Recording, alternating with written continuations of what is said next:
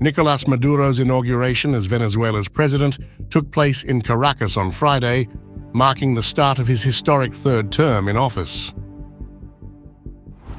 The ceremony, attended by a handful of loyalists, including the Cuban and Nicaraguan leaders, highlighted Maduro's global isolation, even as he declared it a great Venezuelan victory against foreign opposition.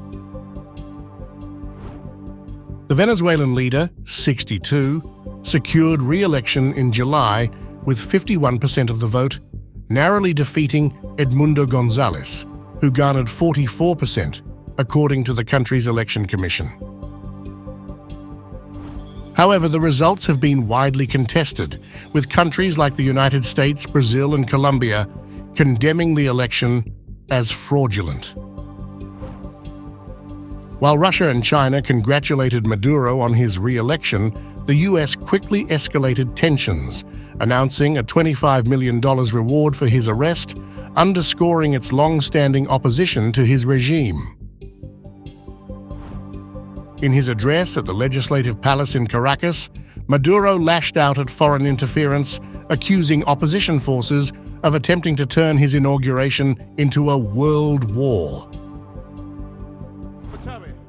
The power that I have, the power that I represent that is granted to me by the Constitution, and these symbols has not been given to me by a foreign government, a foreign president, nor by a gringo government.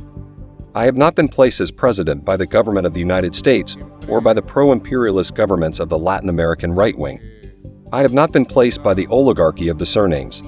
I come from the people, I am of the people, and my power emanates from history and from the people.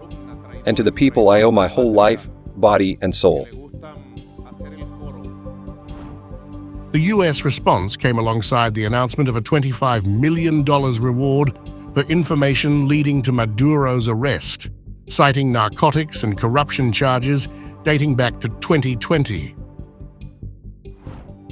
Similar bounties were also placed on key figures in Maduro's government, including Interior Minister Diosdado Cabello and Defense Minister Vladimir Padrino, accused of flooding the US with cocaine to undermine American health.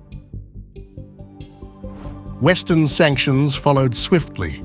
The UK imposed measures on 15 Venezuelan officials, including judges and military leaders, accusing them of violating democracy and human rights. Canada and the EU also announced new sanctions, citing Venezuela's failure to restore democracy. Maduro continues to blame his country's economic collapse on US-led sanctions, which he condemns as illegitimate. He vowed that his third term would bring peace, prosperity, equality, and the new democracy. Despite growing skepticism over his administration's record of corruption and economic mismanagement.